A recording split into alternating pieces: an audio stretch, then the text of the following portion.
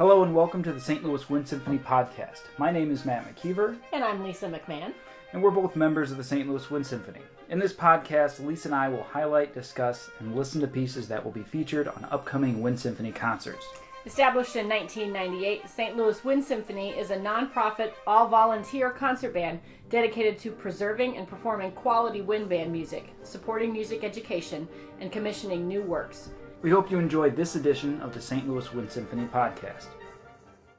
All right, welcome everybody to the St. Louis Wind Symphony podcast. I am Matt McKeever, and I am joined via the interwebs by Lisa McMahon. This is our special social distancing episode of the podcast. So Lisa is at her house. I am at my house, and we're doing our best to, make the best of an odd, unprecedented situation. So, Lisa, very odd. How's it going over there? It's good. It's good. We have food. We have internet, and it's St. Patrick's Day, and all the Irish music you could possibly want is being piped through my house right now. So we're in good shape. Thanks for putting this together, Matt, and kind of figuring out a way to make this work. Yeah, it's different, but we wanted to keep you guys abreast on what's going on with the Wind Symphony, and then we thought we'd do something a little bit fun here. So Lisa's going to tell you about kind of what's going on with the Wind Symphony right now. Well, after a very long deliberation with the entire board, many emails and lots of conversations, we unfortunately decided that it was in the interest of everybody's safety to cancel our concert on March 15th. It was, again, a very difficult decision just because of the great work that we've put into it, but it was the right thing to do. So unfortunately, we did have to cancel our most recent concert. There are a lot of plans in place as to when we can perform that music again, but it's all kind of up in the air right now, as is all of our stuff that we have upcoming. Our conducting clinic was slated to go on the middle of April. As of right now, it's still on, but like we said, everything is up in the air right now.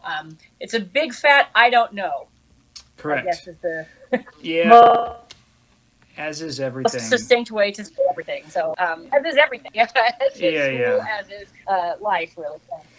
So in the meantime, we, in the interest of making sure that not only we ourselves are still engaged, but keeping our audience engaged and letting you guys know what we have available. I did want to talk a little bit today about what we have on our website. It's at stlwindsim.org. Matt might say that here in a little maybe perhaps more clearly than I can say over the phone. But there's a section on our website at the top that's about us. And then if you go to About Us, it's Our History.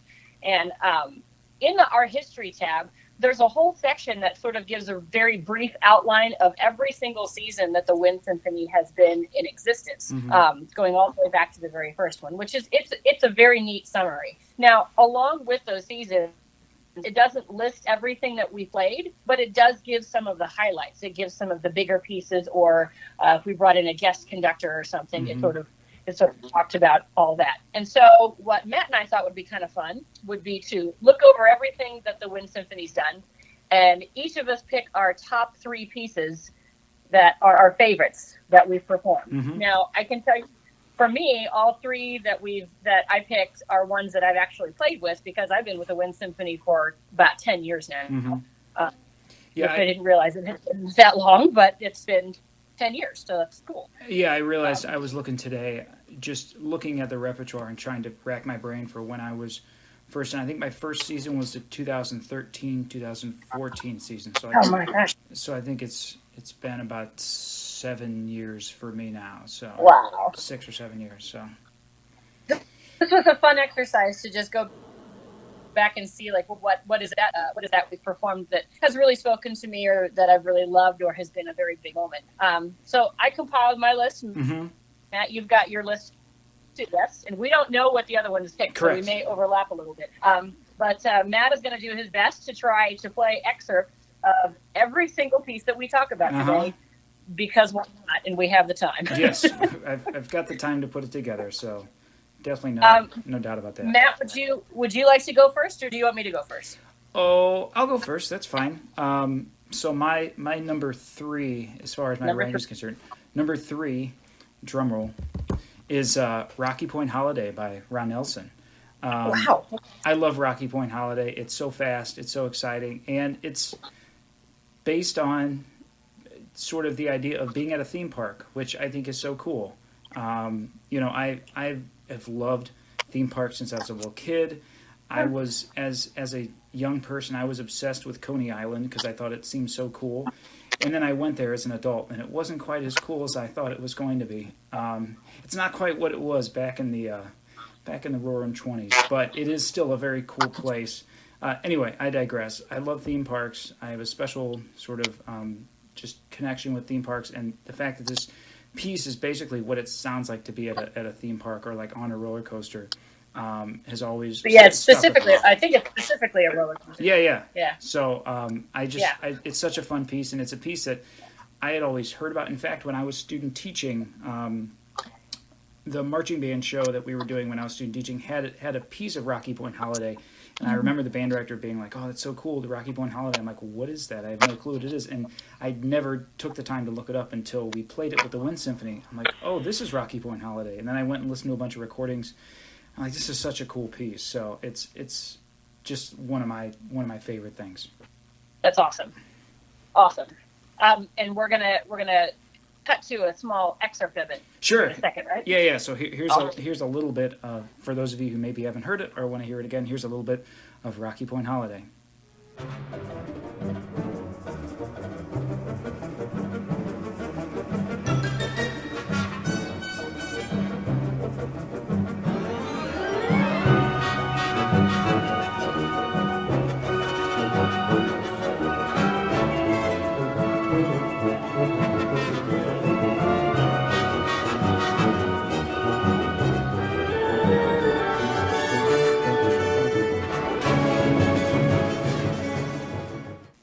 All right, we are back. That was Rocky Point Holiday. That was Matt's number 3 of all time Wind Symphony performed hits, as it were. So I'm going to go to my number 3. And again, Matt and I don't know what the other one picked. So this is a surprise kind of for both of us. Mm-hmm. My number three is actually one that we didn't get to perform. We were going to perform it this past weekend on the March 15th concert, which unfortunately was canceled. But is my number 3 with the Wind Symphony, probably my top 5 of all time wind pieces, whether I've performed them or not. My number 3 for this list is 12 Seconds to the Moon from Robert W. Smith. It's a grade 6 piece, and one of the true grade 6s is that it's a grade 6 for every single instrument, and it's difficult to put together. You name it, it's in this piece. It's also programmatic in that it's talking about 12 seconds referencing the Wright brothers' initial flight. And then To the Moon is referencing just how fast air travel progressed. And so that we were able to, 60 years after that, get literally to the moon. And of course, it references space exploration and all that sort of thing now. Very picturesque piece. Lots of just oral examples of things being built and construction and all that sort of thing. And the piece really speaks to me. And I'm not necessarily a huge Robert W. Smith fan, but as musicians and as music scholars, we all have pieces that we know inside and out and could carry on conversations about for hours. This is one of those pieces for me. I studied it in grad school. I played it for the first time when I was 17 years old in the Missouri All-State Band. Nice. And I've now performed. Yeah, I've now done it on keyboards and in the flute section. And I haven't conducted it, of course, but I have the score and I know it very well. So this is just one of those pieces for me that speaks on a very, very long level, because I've now been exposed to this piece for, I can't believe I'm going to say this out loud, but I've known this piece for about 20 years now. Yeah. It's just one of those pieces, and it was part of the kind of heartbreaking thing for me to cancel the concert this last week. Was this would have been the second time that I had a chance to perform it. So selfishly, that's one of the things that really made this past weekend's decision really stink. Yeah. But, still a great piece of music. 12 Seconds to the Moon, Robert W. Smith. It is full of Robert W. Smith isms, just his compositional style and how he performs and that sort of thing. Do you have anything you want to say before we listen to an excerpt of it? No, it's a cool piece. This was the first time I had been exposed to it, was with the Wind Symphony. So we're going to perform it at some point because we put a lot of work into it. So definitely know that it's going to be performed, and it's an awesome piece. So let's listen to a little bit of Robert W. Smith's 12 Seconds to the Moon.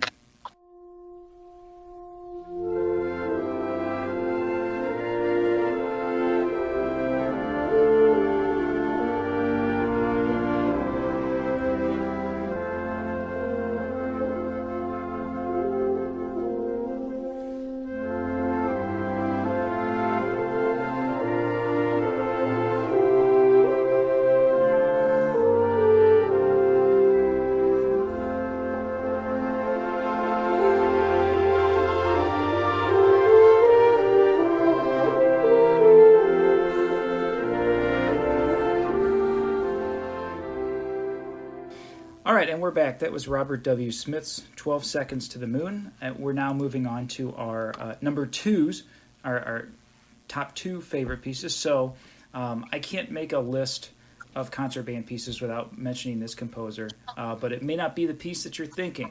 My number two is Percy Grainger's Colonial Song. I knew it. I knew you were going to pick this. Of course. So we did this, I believe, my first year in the Wind Symphony. And I was still kind of getting hip to Grainger. I knew some of his pieces, but I didn't know this one at all. And there's something about this piece that is just so beautiful that I once I hear it, it's in my head the entire day or for days after it. Such a cool soprano sax part, which you can't really say about anything involving the soprano sax, but it's got a beautiful soprano part, beautiful melody, completely original melody by Grainger, and I believe his quote was, he was attempting to write a melody as typical of the Australian countryside as Stephen Foster's exquisite songs are typical of rural America. And yes, I was reading that. So it's got such a folk song vibe to it, and it's one of my favorites of all time.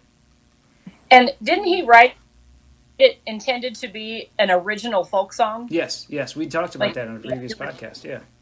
Right, so he wrote it saying, this is going to be a classic folk song, but I actually wrote, so it's kind of, because he normally does arrangements of pre-existing folk songs, but this was him saying, now I'm so good at folk songs that I'm just going to write my own. And that's Grainger, in a nutshell. Yeah. So I'm reading this on Wikipedia right now. It says early reception of Colonial Song was not positive. Fellow composer H. Balfour Gardner disliked the piece, as did critics. Upon hearing the piece in 1914, Sir Thomas Beecham wrote, "My dear Grainger, you have achieved the almost impossible. You have written the worst piece of modern times." So, oh, God. Yeah. And that's the one that you love. Yeah, it's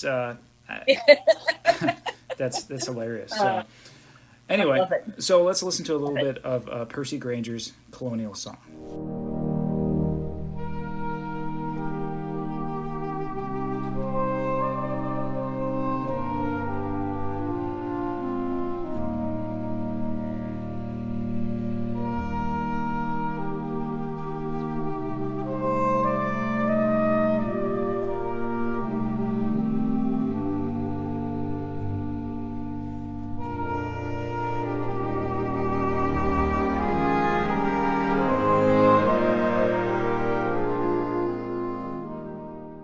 And we just heard Grainger's Colonial Song. That was Matt's number two of Wind Symphony's greatest hits, as it were. So we're going to shift over to my number two, completely in a different direction, actually. And it's interesting. We just talked about Grainger. The composer that I'm going to address is about the opposite of Grainger as you can possibly get, where Grainger does a lot of arrangements of folk songs, and everyone, lauds him for being original. That's not really how that works. This next composer, Julie Giroux, does everything original. She is about the most original of a composer and human being that you can possibly get to. So, my brief synopsis: Riften is a fictional city in a video game called Skyrim that I play more than I probably should as a professional and a mom and an adult. but I would always I would play this game a lot, and I would have my aging dog Rufus by my side. Mm-hmm. He was my gaming partner. Yes. A lot. Anyway, Rift and Wed is about it's about that particular game, and in that particular city, that's the only city in the game that you can get married. And so it's got some special significance. It's also riddled with crime, and that's where the Thieves Guild operates and all of that sort of thing. So it's about like something beautiful coming out of this completely wretched city. And so Julie Giroux is also a lady gamer, and so when we met her, we kind of hit it off talking about video games and all that sort of stuff. Mm-hmm. When we performed Rift and Wed, it was right after, like literally like 3 days after I lost Rufus. Mm-hmm. And so I remember, Matt, I remember talking with you about it, and I said, I don't know if I'm going to make it this piece. And I did, but barely. Yeah. In the music where this happens. And that comes from her experience as doing film score. She writes it in there. The audience can't see that, but the performers can. So there is no doubt in your mind that at this very moment, this is what's supposed to be happening. And in Rift and Wed, like it dictates in every single part. This is when you know that they're not going to make it or something along those lines. It's and gone. So there's just this very, very specific moment when you know that your loved one has gone, and it's just heart-wrenching. So that was super emotional for me. We just played the crap out of it, and it was just gorgeous. And that was, my top three. Number 2 moment for me, Julie Giroux's Rift and Wed. We're going to listen to a little bit of an example of it, and then we get into the home stretch with our number ones, right, man? Oh yeah. All right. Here's Rift and Wed.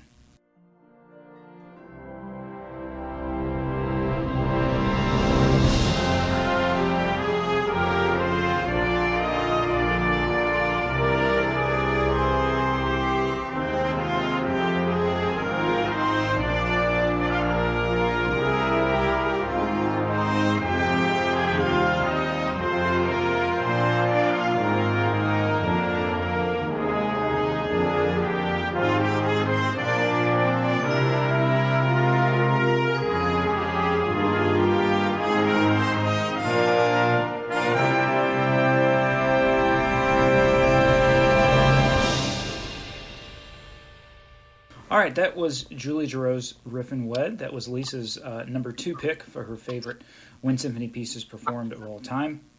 And now we're down to the finale, number 1. My choice is it's pretty bland. It's not going to shock anybody. This is like maybe the concert band piece. First Suite in E flat, Gustav Holst. It just doesn't get any better than that. I've loved the piece since we played it when I was in college. The first movement is like the most epic couple minutes of music, I think, ever. So we played this. I guess we did it 2 years ago. I looking at the list that Tom Poshak sent me this morning. The Wind Symphony has done this piece multiple times, but I think we did it most recently 2 years ago, and it just doesn't get any better than First Suite. I know sometimes you learn a lot about a person, whether they're a First Suite person or a Second Suite person. I love them both. I do. I love them both, but First Suite really for me is the pinnacle of concert band repertoire, and whether it's performing or listening, it doesn't get any better than that. So Can I put you on the spot with this piece? Uh-huh. So my partner is not a classical musician, and he went with me to the Music Educators Convention this past January. It was his second time going, and a band played First Suite, and I can't remember who we were talking to, but we both just kind of were just like, "Oh, First Suite," the same reaction that you do. Well, my partner's not in our classical music world. And so he looked at myself and whoever I was talking to and just said, sum this up. Why is this piece so important? Yeah. And that's such a wow, like that's how do you do that? How do you do that in an elevator pitch, Sure. Yeah, I don't know.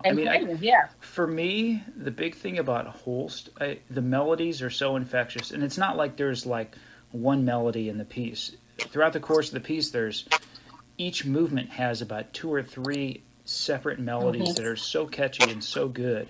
And then the other thing about Holst that I think is so significant is just the tone colors that he creates and the way that he pairs up instruments.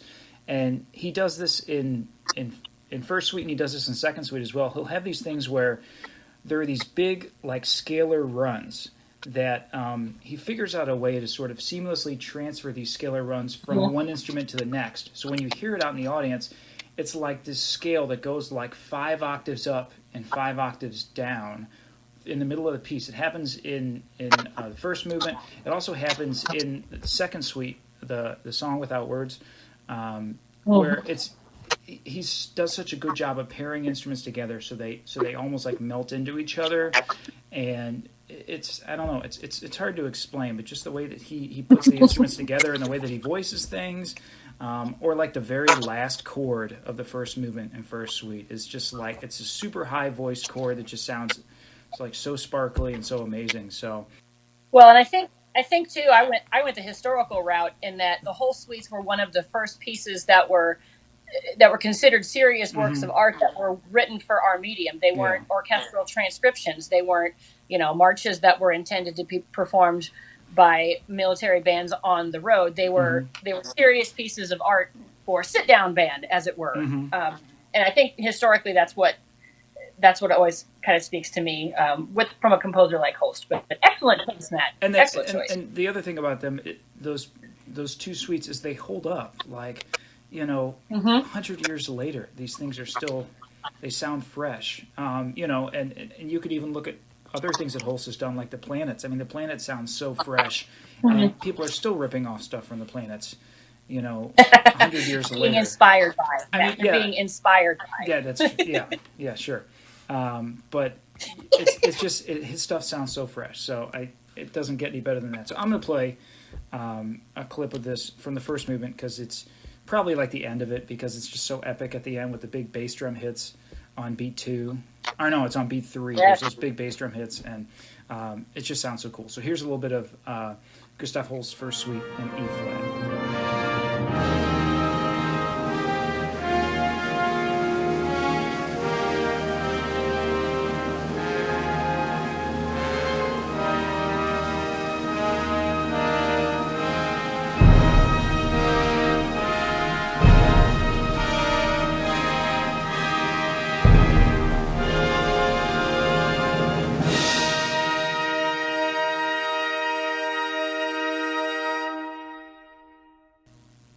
All right, that was first suite in E flat for military band by Holst. That was Matt's number 1. So now we're on my number 1. We've had a lot of great experiences playing in the Wind Symphony, and especially being on the board and just kind of getting to do all the behind the scenes stuff. So my number 1, both performance and then also just experience, has to do with our good friend Colonel Arnold Gabriel. When he was with us in 2015, I believe he was doing a conducting clinic for us. He was working with the Wind Symphony, and we did a piece called La Forza del Destino, the overture, the Force of Destiny overture. And it's a Verdi opera. It's arranged by M.L. Lake, just one of these big, huge, epic pieces that is kind of an old standard that doesn't necessarily get performed a lot because either people don't know about it or it's very difficult. Very orchestral in nature. Of course, it's a transcription from an opera.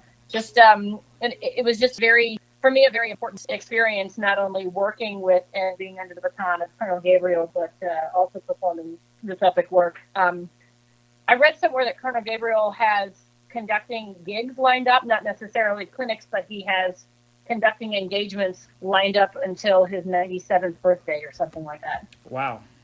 Which That's is incredible. Crazy. Yeah, crazy to me. But I actually met him for the first time when I was 16 years old, I think. I was at the KU Midwestern Music Camp, back in the day. And Nice. and he was he was the conductor for the orchestra that I was in. And of course at 16 I had no idea who this guy was. He wasn't in military regalia, so I didn't know how important he was. He was just Colonel, Colonel Gabriel. can you tell me where you want me to breathe here, sir? You know, that thing. So I had no idea. But even then I realized he was incredibly talented, incredibly influential. And I just saw how people around him, you know, when you're amongst someone who is very well respected, there's kind of an air of you will do what this person says, whether you agree with it or not. And that hasn't gone away. 20-ish years later, you know, last time we saw him was about 5 years ago. That hasn't really gone away. He still commands the presence of a room. Absolutely. Yes, I would agree with that. The Force of Destiny Overture, La Forza del Destino Overture by Verdi. That's my number one. Has to do with performing with Colonel Gabriel. Just very memorable for me because it's a force to be reckoned with. Yeah, get it? Get it? I got it. Sorry. Let's listen to a little bit of it, and then we'll wrap this up.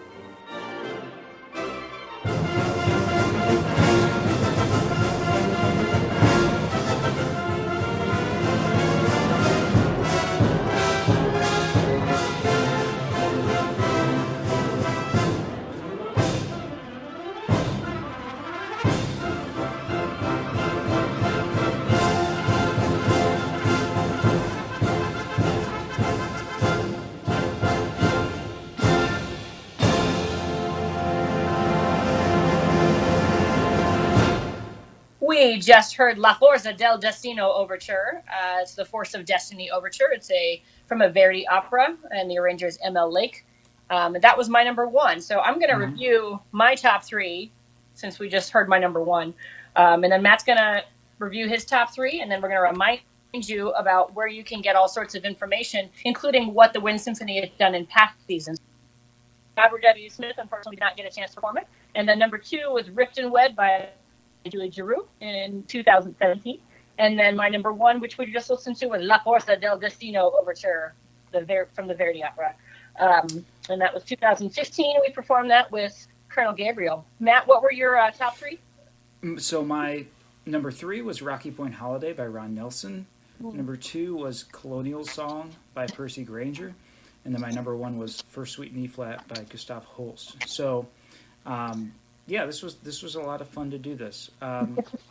Concerning the website, just did some updates on the website. Our podcast is now our podcast has always been on the website, but it's now going to be through YouTube. So if you have access to YouTube, you can get all of our podcasts. Our Wind Symphony YouTube page has been all updated. There's a bunch of performances of stuff that we've done in the past too, so definitely check that out.